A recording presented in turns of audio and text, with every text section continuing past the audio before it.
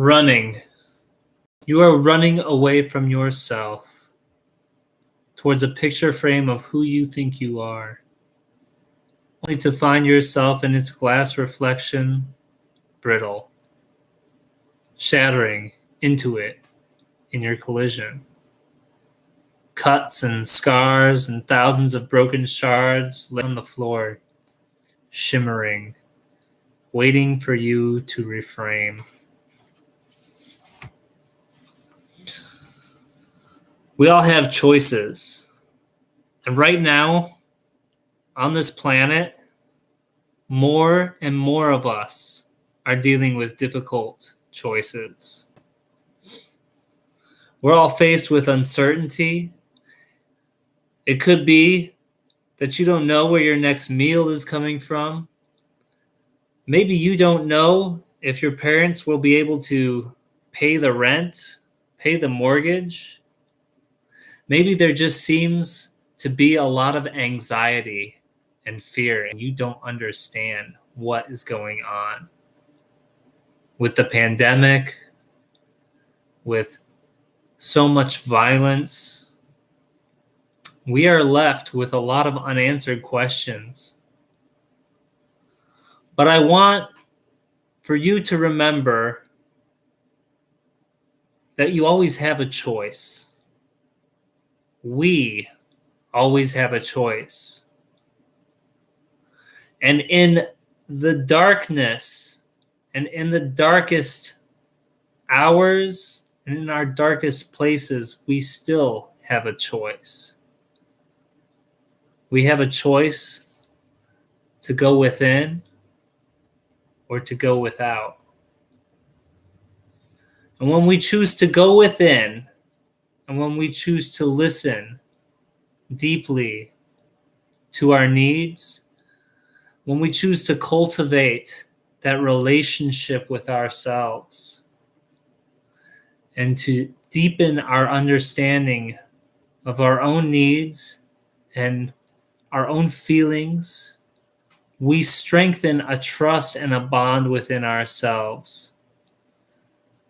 And this trust and this bond is pivotal to us finding our way forward and to us making the correct and important decisions and choices that are going to best serve us and our outcome as we move through the darkness, the uncertainty, as we feel forward for the firm footing. When I was 20 years old, I was homeless. Out on the street in California, I had made my way from Detroit, Michigan, riding freight trains and hitchhiking with a group of friends. And after several months, found myself on the West Coast. I had left behind a home life, a family, what I thought was a safe shelter and safe haven, friends, and everything that I knew, all perceived hallmarks of safety, of comfort, and I went. My whole childhood was tumultuous, to say the least. I grew up with a wide array of behavioral and mental health issues, from obsessive compulsive disorder to what my parents called Tourette's syndrome. Life was a struggle for me from a very young age, and I never could figure out why. I was pulled out of school because it was so bad, because my mental health was affecting my schooling so bad that I couldn't keep up. I acted out. I got into shoplifting. I started using drugs. And I graduated a year late after being kicked out of high school, several different high schools. Finally, after graduating a year late, I was left with the decision Where do I go from here? Nothing seemed to be showing itself to me as a way forward, living the life I had been living with my parents. My relationship with them was tumultuous. And I realized after going in that the only path forward was for me to strike out on my own, to go into the unknown, to listen, and to go. And so I did. I went against all the fear, all the uncertainty, all the doubt that everybody around me was trying to put in me. And I left and I made my way out to California, which in itself for me was a feat. And I'm not telling you this because I want you to go out and leave your family. And I'm not telling you this because I want you to go out and be on the street. I'm telling you this because I want you to know that to find your way forward in so much uncertainty takes going within, listening, and trusting when everything else seems to be telling you otherwise. So there, out in California, things seemed to be okay. I had grown accustomed to sleeping outside. But things turned for a worse when one of my friends became verbally abusive to the point, after calling me all kinds of horrible things and antagonizing me, I began to cry.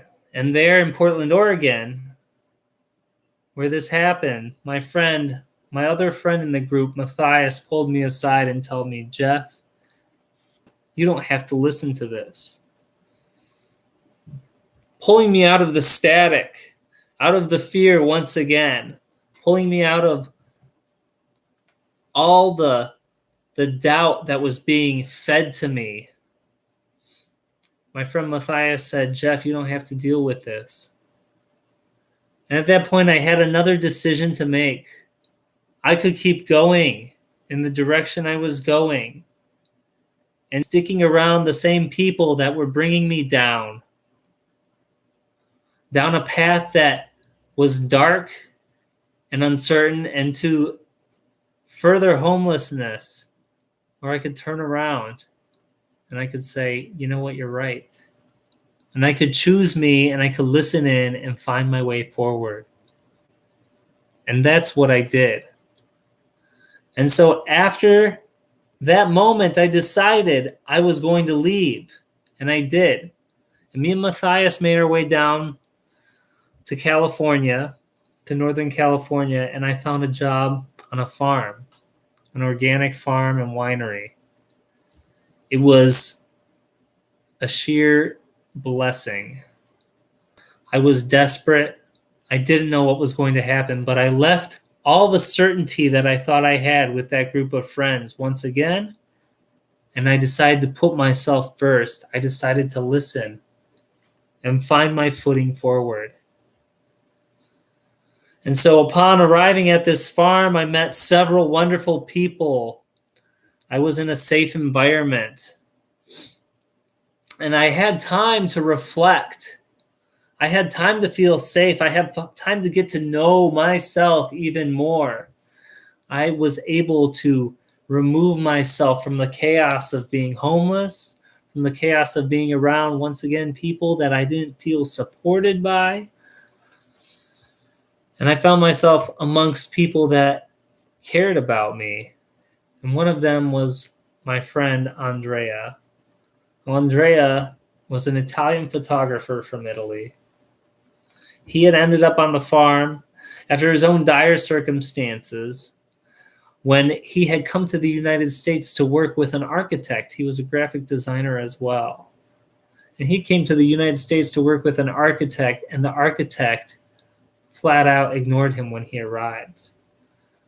And after the architect had told him that he would put him up. And Andrea had not brought money for the trip because he thought that he was going to be making money while he was here and that the architect would take care of him. And so Andrea ended up at the farm.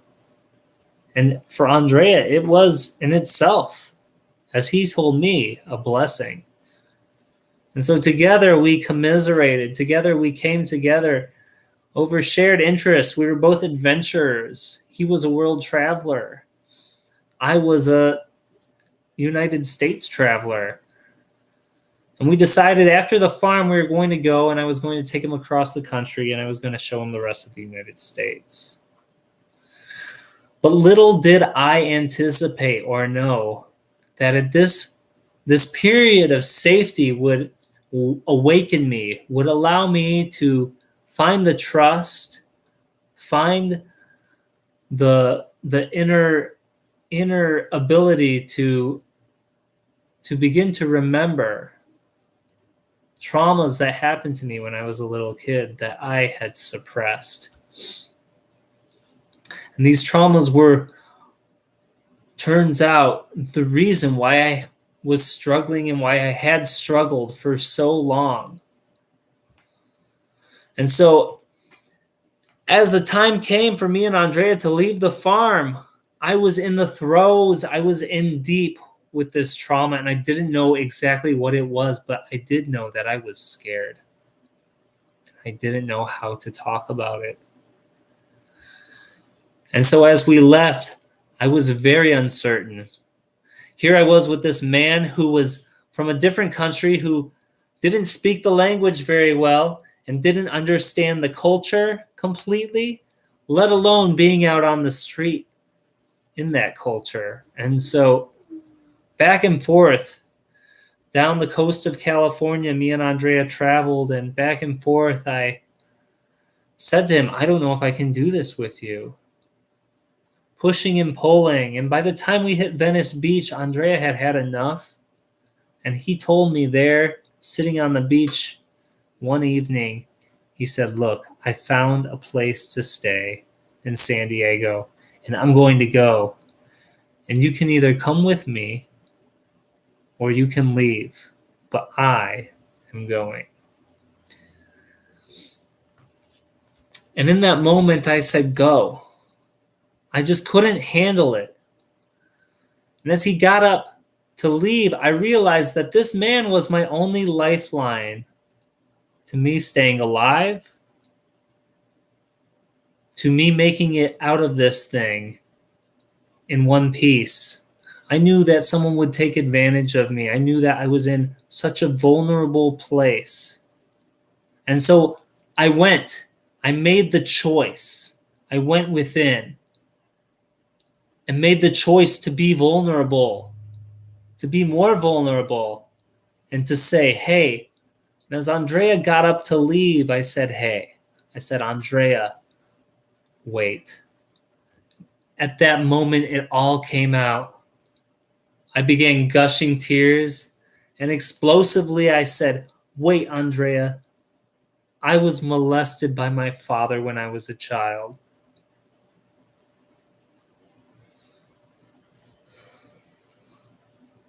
And at that moment, Andrea turned around and looked at me as I was crying.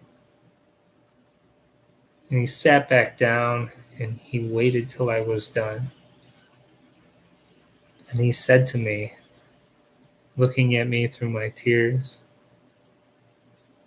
he said, Jeff, I won't leave you.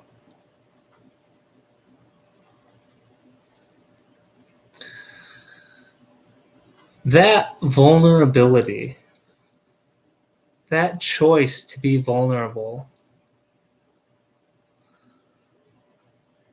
not only took me going within, listening within, to find the correct choice to move forward, it took me choosing to be vulnerable and to expose my deepest wounds.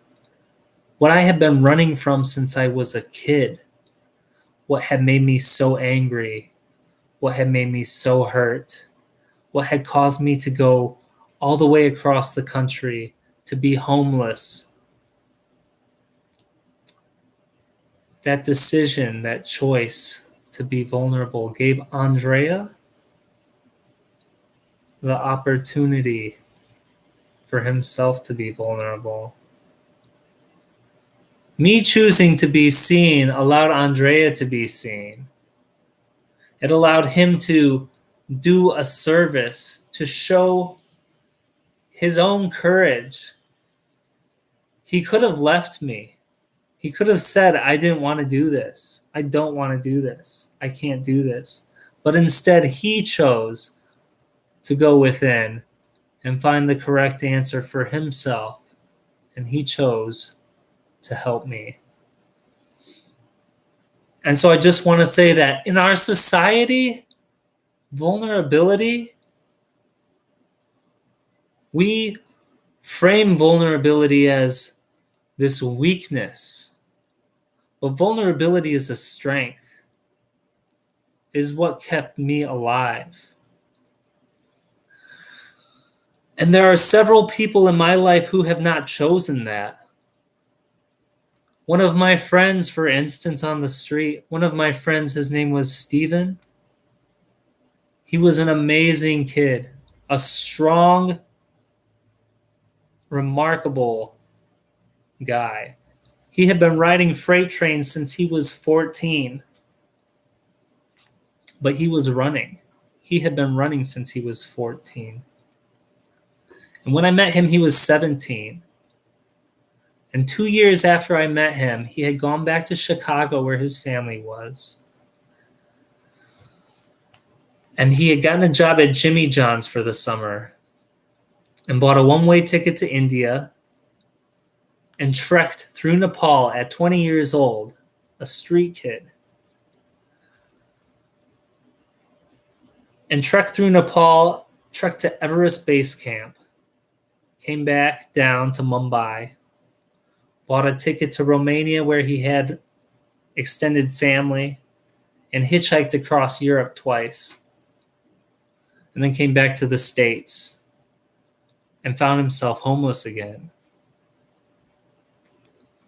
But for years, instead of making the choice, despite his courage, despite his adventure, instead of making the choice to listen within and ask why he was running, what he was running from, he kept running. And eventually, he ran so far away from himself, he killed himself. And it was the most tragic news I have ever gotten, to find that a friend of mine that I loved, that I cared about, had made the choice and did not choose themselves. A choice that I was on the edge with. There on that beach in Venice Beach, California. And every time I think about Steve and my other friends who have gone the same route, I think my lucky stars, and I think the child inside of me. I think that trust, that knowing, that relationship that I have cultivated, that I made the choice to go within and not go without, to choose myself, to choose life, to trust and find my path forward through finding my path within. So I just want to reiterate to you, go within. Please don't go without. Thank you.